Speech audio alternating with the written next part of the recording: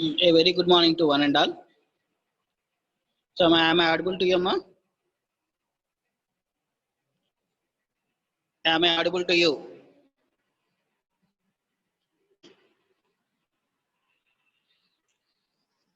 Right. So once again, a very good morning to one and all. Right. Okay, fine. Thank you. Right. So in the last class, ma, we already started the basic concepts of your gate drives, especially. So still we are not entering into the actual design procedure of your gate drive. Just we try to learn overall design procedure or overall considerations and what are the terminologies we are using and what are the profiles that are available and what are the standard gate tooth system you are having and what are the minimum number of teeth, what are the minimum number of teeth that are required in order to in order to run smoothly of a gate drive. So what is the minimum number of teeth you have to be maintained? So all these things are we discussed in the last class, right? Okay, fine.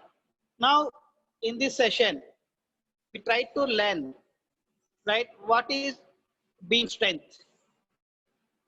What is beam strength? And next one is while you're applying a loading condition. So what is the static loading consideration and what is the dynamic loading consideration? So after completion of all those things, then we move to the direct design procedure of your individual gate drives. Individual gate drives. So in this cell, we're having only spur gear and helical gear. So that is sufficient for learning of design procedure. Right? Right. Now you please observe the figure, the tooth of a gear here. So I think each and every person is visible, the figure on your screen.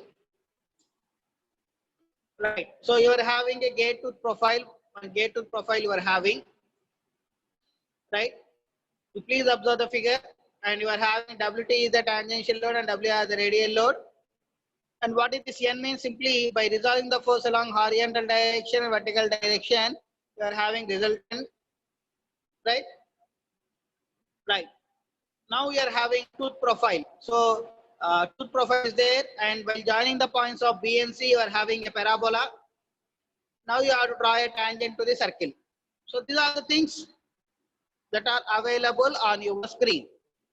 So please observe that. Please observe that these are the things that are available on your screen. Radial load, tangential load, and by resulting the force along horizontal direction and vertical direction, you are having a resultant N. And while joining the points of B and C, you are having a, that is while you are joining the points, please observe that while you are joining the points B and C, you will obtain a parabola. Right, simply we draw a tangent to the circle. Right, so this is actual figure. Right, that means by considering one of the gate tooth, one teeth on your gear or pinion, whatever it is, here we consider one gate teeth profile, and we are analyzing one gate tooth by considering the strength-wise consideration and static loading and dynamic loading consideration. Right, and we will derive or we will study the equation of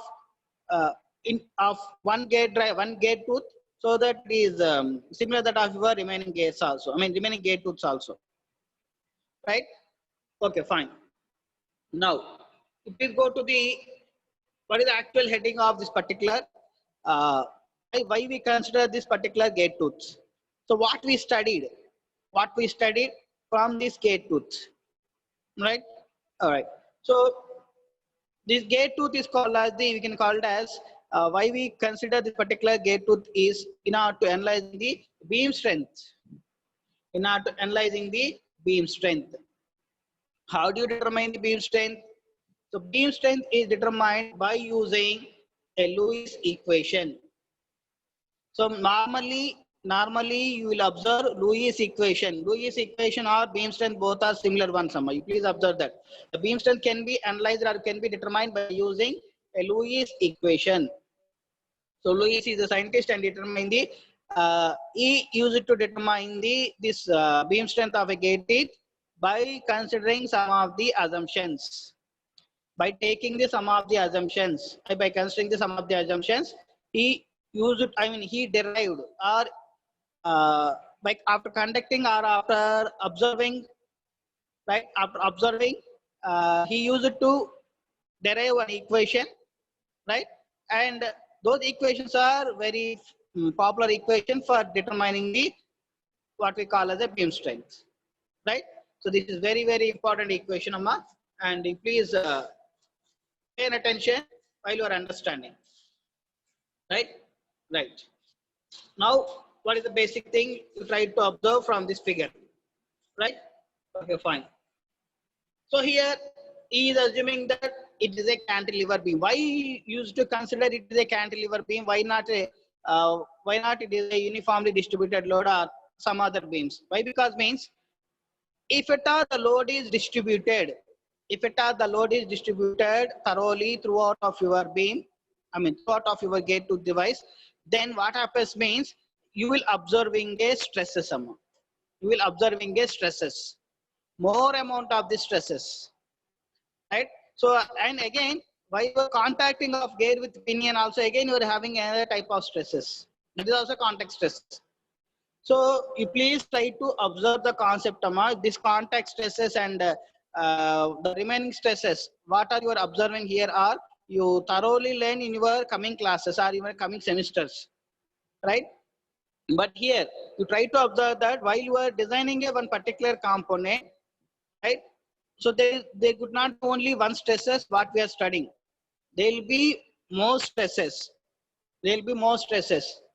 Right? So by keeping that point also in view, that point also in view, we try to design the component. Suppose if we neglect, only we consider the external applied load on your gate teeth. Now if you forget the contact stresses, then what happens? Contact stresses means simply when they are meshing. Simply saying that when they are meshing, when gear and pinion. So simply if you are neglecting the effect of those contact stresses, then what happens? And definitely your life cycle, that means your design life cycle will be reduced. Or sometimes there may be a chance of breakage also if you are not thoroughly analyzed, right? So by keeping that point, Amma, he used to assume that it is a cantilever beam.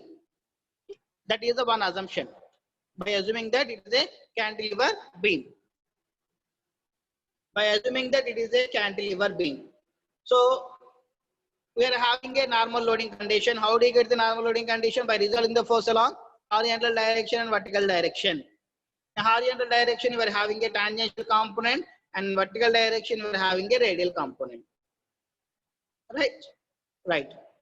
Now, so please observe that I am telling each one by one. You please carefully observe, Amma. Here, the first point is the beam strength is very, very important. Your examination point also, especially, Amma.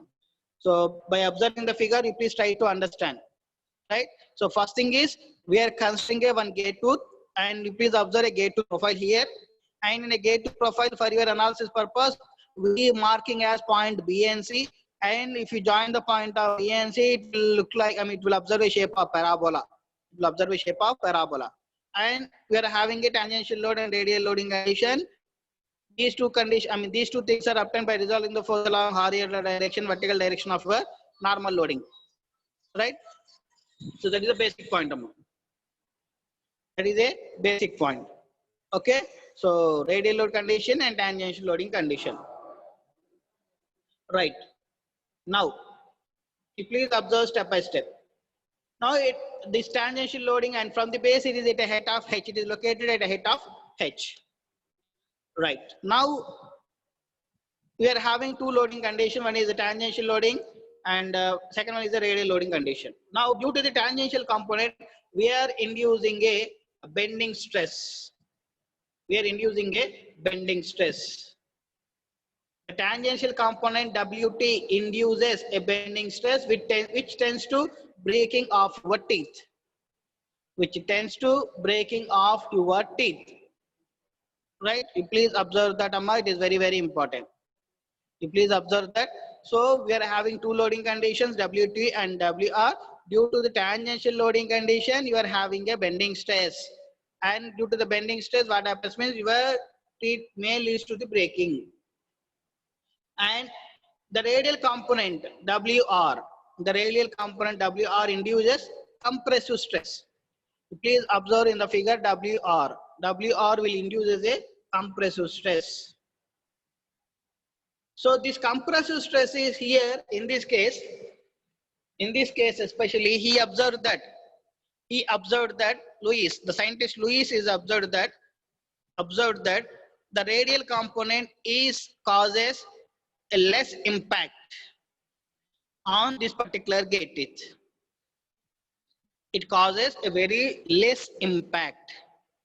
It causes a very less impact on your gate teeth. So whenever you are having a less impact means whether it is when it is small in magnitude. Less impact means whenever the magnitude is very, very small. Whenever your magnitude is very small means the generation of stress is also very, very less. So whenever the generation of a stress is very, very less, then automatically you will not worry about that particular loading condition, which causes less stress. Any machine component, this rules apply. You please observe that. And already came across on different machine components. On those machine components, we try to neglect some of the terms or some of the stresses also. Even though the simple example is while you are designing of your connecting rod. While designing of your connecting rod, we try to neglect the one stresses and we consider only one stress on the particular case. Please observe that, please recollect. Why we neglecting or why we not supposed to consider those kind of stresses means the meaning is that the impact is very, very less. You cannot say that those things are not generated or those stresses are not, you are not supposed to observe those kind of stresses. It is not like that, Amma. You will observe those stresses, but the thing is the impact is very, very less. Impact is very, very, very less. So that we try to neglect those those stresses. We try to neglect those stresses. Okay, right. So this is the basic thing, Amma, here. So here, so WR means radial component load is neglected. Right. So radial component which causes compressive stress, the stress effective is neglected, right? Okay, fine. Now only one stress we are observing. The particular stress is bending stress, and due to the load that is acting along tangential direction. Now this stress is used for basic design calculation. Now this stress is used for basic design calculation, right? That means we only consider the simple WT. Due to the WT loading condition, I mean tangential loading condition, tangential direction, you are having a bending stress. So we will consider only bending stress. We will consider only bending stress, right? Right. Now you please observe that directly. Write down the equation of your bending stress you are having, right? So normal equation m by I equal to sigma by y. So already know the bending equation m by I equal to sigma by y. So already know that where m is the maximum bending moment. So maximum bending moment can be calculated as here. You please observe that. So force into perpendicular distance. So WT into h. WT into h. So WT into h. So you already know that where WT is the tangential load and h is the length of the tooth here, and y is the half of the thickness of the tooth. So thickness means t by 2. So half of the thickness, and b is the width of the gate tooth. Now by using of all these things, Amma, you please substitute in a given relation.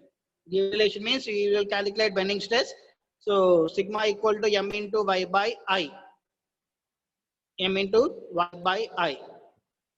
Right? So by calculating, you will get the answer of, I mean, by rearranging of terms and all those things. Simply substitution, only substitution.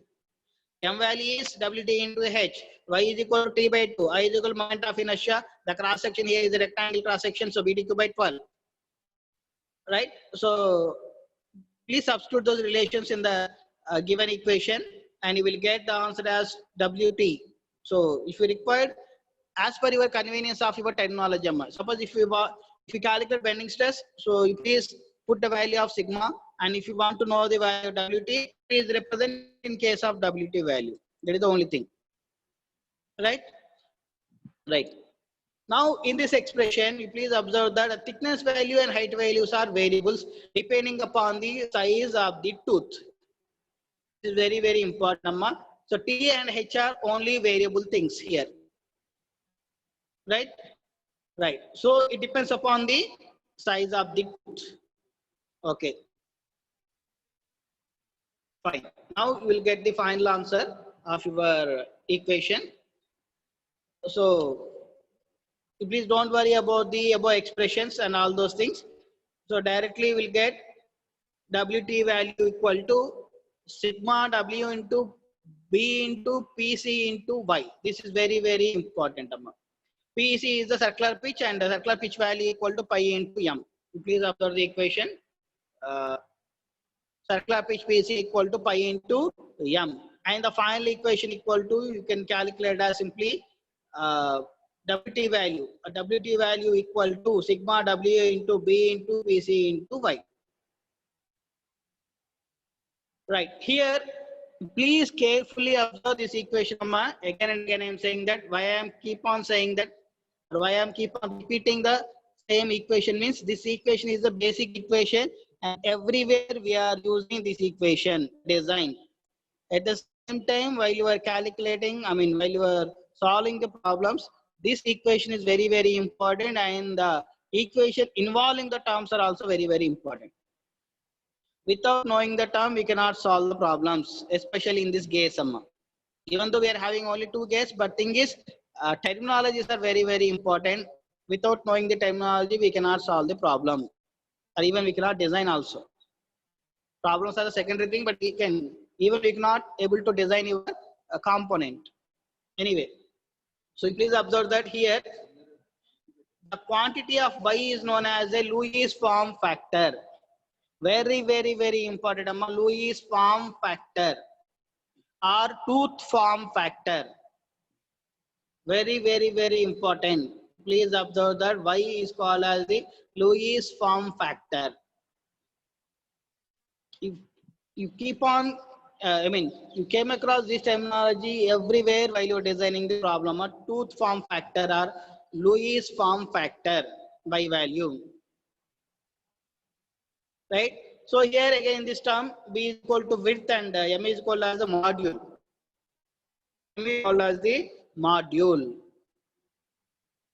M is called as the module. That means again in this case, especially in case of a gate drive summa, module plays a very, very important role.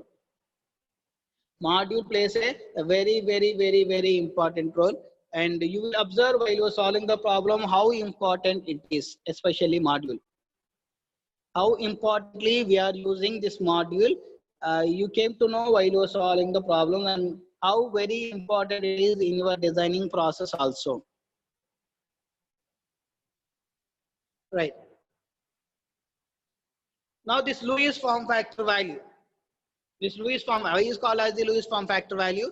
And again for Lewis form factor value, there is some standard values are there, Amma, and the standard values are available in your data book.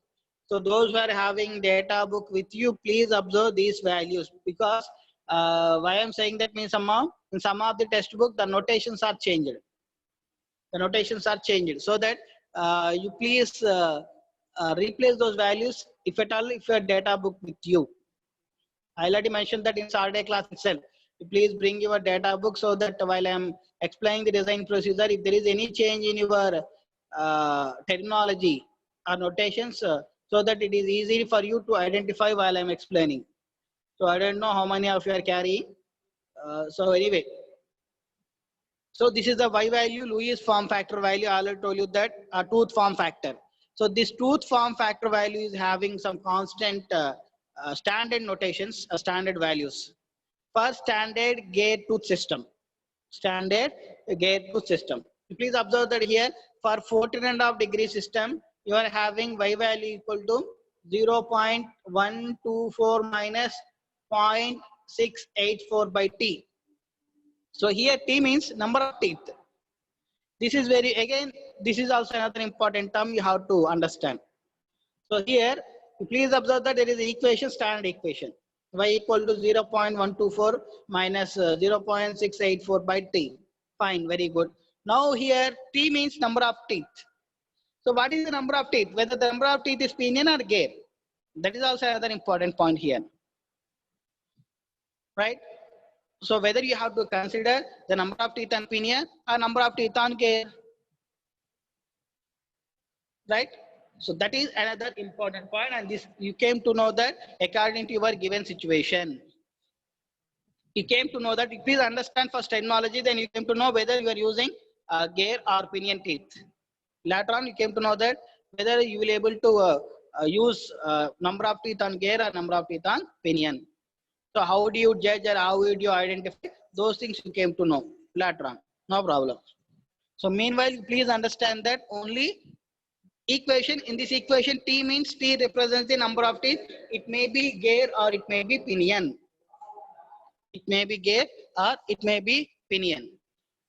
Okay, fine.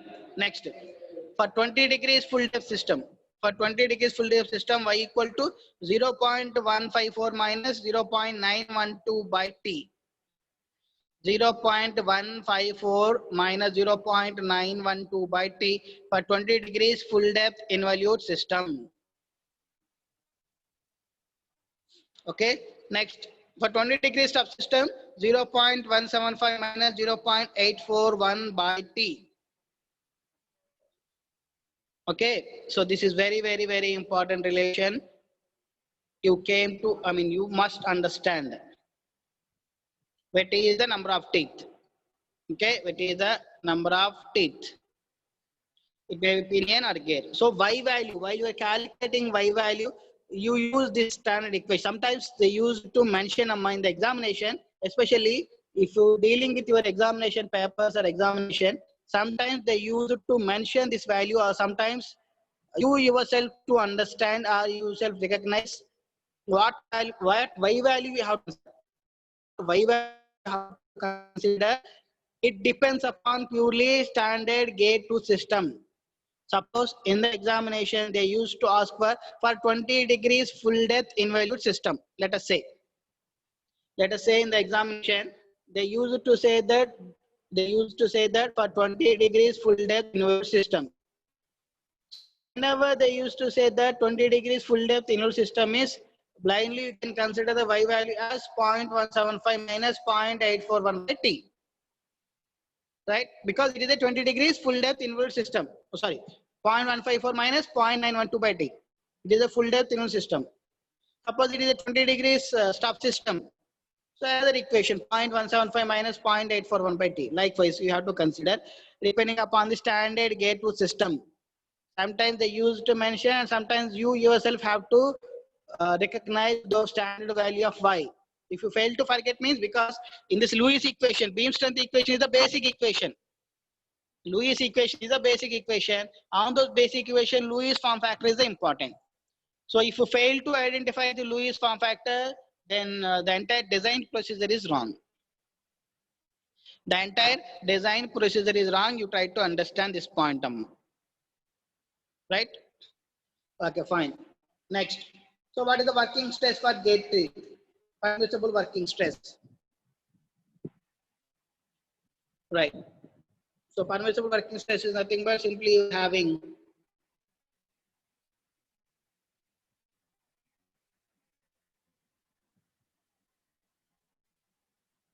right. So working stress is having sigma naught into CV, where CV is the velocity factor and C naught is the allowable static stress. So the sigma naught value is already available. Data book standard values are available. No need to worry. Static values. Right, but CV value is another important thing we have to understand. Here, terminology of CV. See, please pay attention while I am reading each equation step by step. All these equations are we frequently used in your design procedure as well as in your problem solving technique especially. So if you have failed to understand these terminologies means there is no use. Because the equation involves so many terms: b value, pi value, m value, and this cv value and this y values. So if at all if you fail to identify these terminologies, then your entire design procedure is wrong. Even your examination also, if you fail to represent this terminology, these values, so you will get zero. You will get zero. It is not like that your others, like simply if you write your given data, if you're writing at least 1 or 2 formulas, you will get 1 or 2 marks or something like that. So it is a design procedure.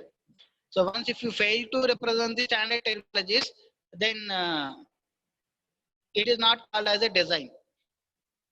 It is not called as a design. So you please understand the situation and this particular important point also. Okay, now fine. So CV is the velocity factor. I will tell you that. So how do you get the C value? Means in the last class, we used to say that low velocity, medium velocity, and high velocity, and those ranges values. We already discussed in the last class. So based on those values, based on those velocities, right? Based on those velocities, right? So CV value equal to 3 by 3 plus V. CV equal to 3 by 3 plus V. For ordinary case, operating a velocity up to 12.5 meter per second. Operating velocity up to 12.5 meter per second. Whenever you are having velocity 12.5 meter per second, then you will use that 3 by 3 plus V. Right? Now, the next thing is, so second one is for carefully cut gear operating. For carefully gear cutting operating, 4.5 by 4.5 plus V. Normally, this is beyond the value of 12.5 So here it is say that only up to both the values are similar ones, but here there is a change value. There is a change in value. Normally it is more than 12.5 and it is carefully cut up gears operating. So ordinary cut is different from carefully cut. Next, third one is 6 by 6 plus V when the velocity is up to 20 meter per second. So you please remember the range of velocities. According to range of velocities only, you will take or you will consider CV value. You will consider CV value according to the range of velocities. So 6 by 6 pi plus V is for accurate cut and 0.75 by 0.75 plus root V is for precision gauge. For precision gauge. So this normally these values are available in data book, but for your reference only, I am reading, and for your understanding purpose, some of how you able to use or how you effectively use these velocities or these ratios on your design procedure. So by keeping that point only, I am explaining. Otherwise, each and everything is available in your data book. Once if you are having your data book with you, so all these things are available, and you will observe. And in this equation, especially V is called as the pitch line velocity. V is called as the pitch line velocity, and most of the cases in pitch line velocity, again here you please observe that in pitch line velocity normally we will consider pinion speed. Normally we will consider for pinion speed. Pinion. You please remember that normally we will use pinion. Again, while you are especially while you're solving the problem, you are having a doubt whether you are going for gauge speed or pinion speed. Normally we will use pinion speed. Normally we will consider a pinion speed. Right? So here there is a table. I told you the static stress value sigma naught. Sigma naught is a static stress. So based on your material, what are the static stresses values? So here they provide a table here. So this table is available in your data book. Otherwise, anyway, you please observe. Anyway, you please observe on this table especially. So material and allowable static stress. Cast iron, medium grade, high grade, and cast steel, untreated and heat treated. Likewise, you're having some values, some 56, 70, 105, 140, 196. So you please observe. And if at all, if you are available in data book, you please mark these values. Put a tick mark on these values. All these things are you will use in your problem solving. While you're problem solving, all these things are we are using. Please observe for a while.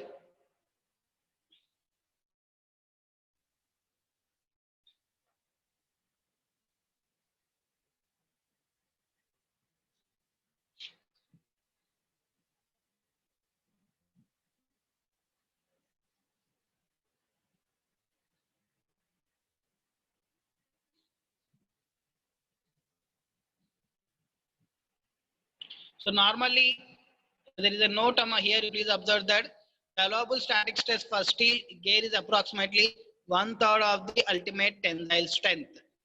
So for your confusing, in order to make you confusion in the examination, sometimes they use it to mention the ultimate tensile strength value. Right? So if that is the case, then please remember the value of allowable static stress is 1/3 of the ultimate tensile strength. 1/3 of the ultimate tensile strength. So for everything and every point I'm explaining carefully, Amma. So you please try to follow those things carefully.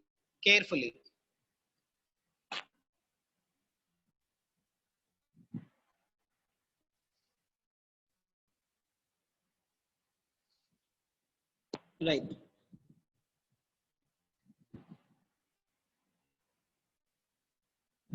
Now you are having another very important consideration, that is for dynamic tooth load. So dynamic load means already you know that whenever you are having a change in loading condition. So now you have to use the various factors. What are the factors you are using for consideration purpose? Right here, the dynamic loads are due to the following reasons. Why we are experiencing dynamic loading means here. So inaccuracy of the tooth spacing, whenever you're having inaccuracy in tooth spacing and irregularities in tooth profile and deflections of the teeth under loading condition. So whenever you're having irregularities, irregular means inaccuracy of tooth spacing from one tooth to the another tooth, if you are not maintain the exact distances. And second one is tooth profile, irregularity of the tooth profile and deflection of the teeth. So deflection, where you will get deflection is definitely whenever you're applying a loading condition, you will get deflection. Now, a closer approximation to the actual condition may be made by the use of equation based on the extensive series of tests. That means after conduction of number of tests or number of observations, number of experimental verifications. Here saying that after number of experimental verifications, you are having one equation. What is the equation here?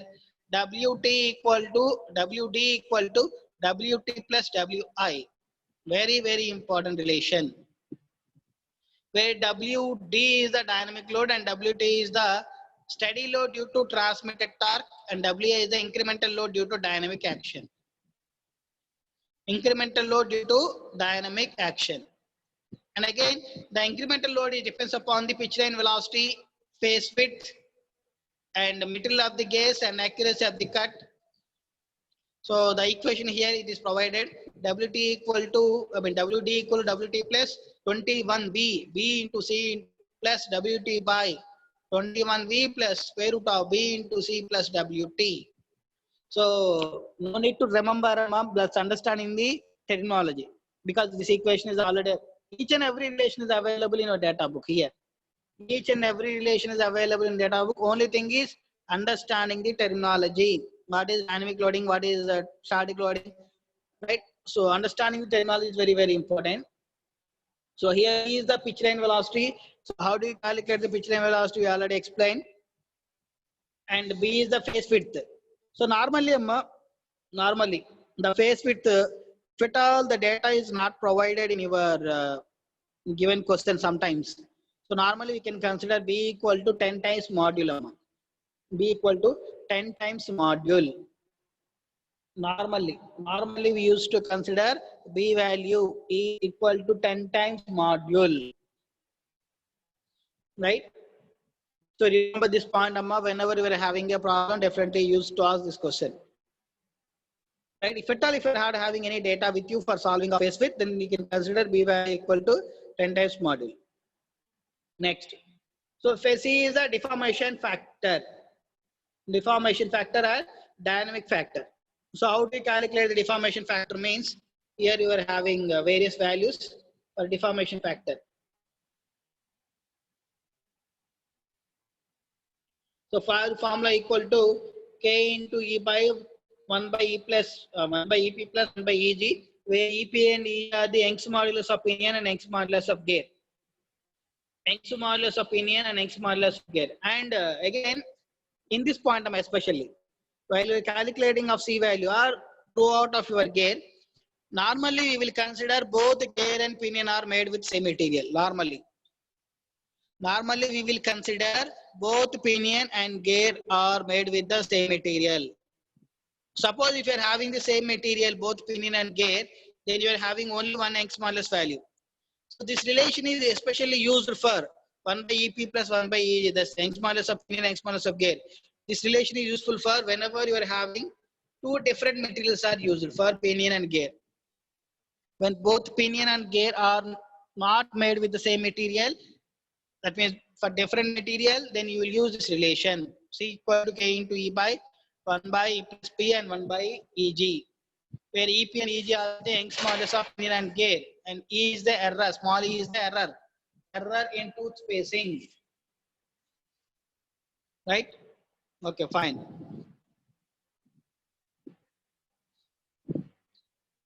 So now K value is required. So K value is a factor depending upon the form of the teeth. So for 14.5 degrees and 20 degrees, we are having values. For 14.5 degrees and 20 degrees, we are having some standard values. You please remember, or if at all it is available in data book, know about this. Okay.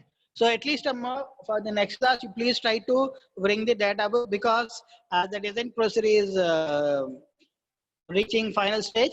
So from the next class, we try to solve problem on spur gear. After reading out the design procedure, we simply start on the problem.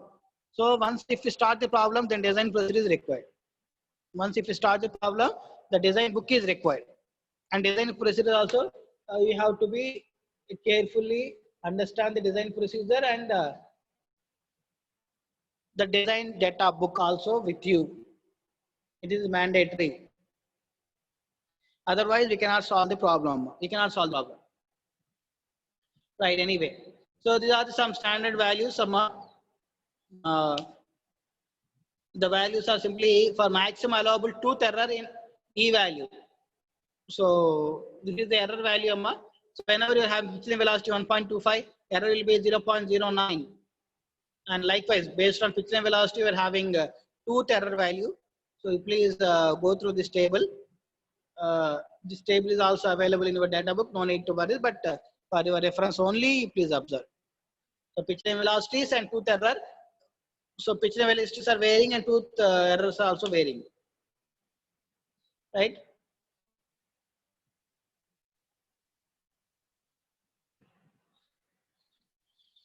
Now static tooth load. Now the static tooth load is also called as the beam strength or endurance strength. Now the value is static tooth load WS equal to sigma E into B into pi into M into Y. So same equation we already observed in your previous beam strength equation, same equation here also. So sigma E into B into pi into M into Y. Right? Where sigma E is the endurance limit. Sigma E is the endurance limit. Okay? Right. Now, sometimes for calculating the endurance strength value, here you are having a note 1.75 into Brinell hardness number. 1.75 into Brinell hardness number. Right. Next. Wear tooth load. Wear tooth load means the calculation of wear tooth load can be calculated by using the relation WB equal to DP into B into Q into K. Right. So W is called as the maximum limiting load and DP is the pitch circle diameter of pinion. Please remember that DP means pitch circle diameter of the pinion. Again, you not get confused that whether you are using for pinion or gear. DP means only diameter of the pinion. DP means diameter of the pinion. And Q is the ratio of the factor. And ratio of the factor can be calculated as 2 into VR, velocity ratio. VR means velocity ratio. Velocity ratio by velocity ratio plus 1. And it is calculated as 2 times of the 2G by TG plus TP for external gears. The velocity ratio is called as TG by TP. Velocity ratio is called as TG by TP. And K is the load stress factor. K is the load stress factor.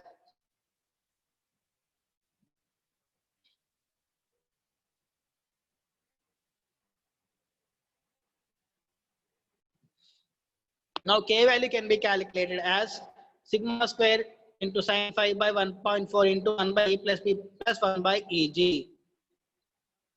So if it is the same material, so already so everywhere we using Young's modulus of pinion and Young's modulus of gear. That means 2 different materials. So all the equations are meant for 2 different materials, but possibility is therefore we can consider for single material also, same material also for pinion and gear. You please understand that. You can also use that for pinion and gear using same material. Right, but equations are used here for different materials. If at all it is single material, you are having some standard value will be there. Please remember the standard value, that is sufficient if it is a same material. So we will let you know the standard value, no problem. So here sigma is the surface endurance limit and pi is the pressure angle. EP is the Young's modulus for the material of the pinion. And EG is the Young's modulus of the gear.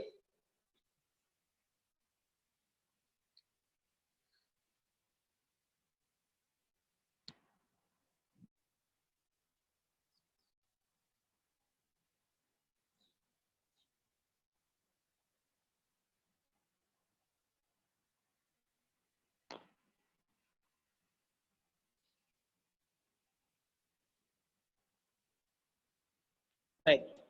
Next one is the cause of gate tooth failure. So what are the main cause of failures means here? Please observe that. So looking at the operation of the, by understanding the concept of your gate drives, you please, you can easily estimate the what type of failure we are having. So we are having bending failure. Why? Because in bending failure, simply see here you are using a two sub loading conditions. I mean in two directions, WT and WR. So you already observe the figure WT and WR. So due to the WT you are having a bending loading condition, and due to WR you are having compressive loading condition. And for compressive loading condition, the stress is neglected and only consider the bending stress. So we are having normally we are having a bending failures will happen, right? So whenever you're having a repeated dynamic load acting on the gate tooth, and that is greater than the bending stress, I mean greater than the beam strength of the gate tooth, then the gate tooth will fail. Please understand the statement, Amma. If the total repetitive dynamic load acting on the gate tooth, dynamic load, Amma, dynamic load is greater than the beam strength of the gate tooth.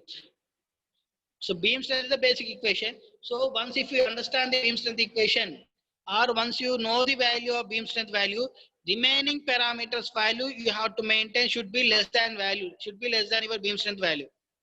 It may be wear loading condition, it may be dynamic loading condition, or it may be any loading condition, should be less than your beam strength. Should be less than your beam strength. Otherwise, your design will fail you. Otherwise, your design will fail you, or you try to design or you try to modify the parameters, again you have to redesign your gate drive. Again you have to redesign of your gate drive. So you please understand that it is very, very important point. Right? So beam strength, again and again I'm repeating, beam strength is the main criteria in estimating the strength of your drive. Once if you know once if you estimate the beam strength of a gate drive, suppose if your beam strength value is 1000 newtons, let us say. Suppose if your beam strength value is 1000 newtons, so that the remaining values of your static loading condition, dynamic loading condition, or wear tooth loading condition, those values should be less than your beam strength. That means should be less than 1000. Should be less than 1000. Otherwise, if at all if it is increasing, that means if your beam strength is 1000 and your dynamic loading, if your beam strength is 1000, your dynamic loading is more than 1000, then what happens means you have to redesign parameters, or your design may fail, or your design may fail, right? So please keep that point in your mind. So this point is very, very important while you are solving the problem, especially. Again, tomorrow's class definitely will ask the basic conditions, how you are able to solve the problems, right? So definitely I will ask a question, Amma. So you please keep that point in your mind. So second one is pitting failure, third one is scoring, and fourth one is abrasive wear. Wear means because it is rotating object, so definitely you are having a wear. Wear is the main problem. Wear is the main criteria. So abrasive wear and corrosive wears, right? So what and pitting means pitting failure or surface failure amount. It's very, very important. Sometimes in the examination, while you are solving the problem, they used to ask for what is the pitting failure. So pitting failure is mainly caused for surface fatigue failure, which occurs due to many repetition of hedge contact stresses. How you will get pitting failure means, pitting failure is the surface failure. Mainly it is a surface fatigue failure. How it is occur due to the many repetition of hedge contact stresses, right? So failure occurs when the surface contact stresses are higher than the endurance limit of the material. Right? This is very, very important. Okay. Next, scoring means heating. So the excessive heat is generated when there is an excessive surface pressure and high speed and surface pressure. You are having a scoring, right? So likewise, you are having abrasive wear and corrosive wear also you are having. Right, you please go through the abrasive wear and corrosive wear. So in the next class, Amma, directly move on to the design procedure of spur gate. And based on the design procedure, we try to solve one problem. So one or two problems, Amma. So same procedure. If you solve the problem, or if you know the design procedure, in the same manner, you will apply those principles to your problematic point also. Only data will vary, but the design procedure is same. Okay. And also we try to observe some of the important formulas, Amma. So what model formula, modulus form, I mean model formula, or beam strength, VS strength, and gate tooth formulas. All those things we'll try to discuss before we solving the problem, right? So this is very easiest chapter, ma. Only we're having spur gear and helical gear. If you thorough with your spur gear, helical gears are very similar. Copy paste. Copy paste of spur gear is helical gear, except only pressure angle. Except only pressure angle. Okay. So fine. Okay, ma. So this is what we observing in case of your general normal gate drives. So I hope you understand, and thanks, Amma. Thanks for your response and patience also.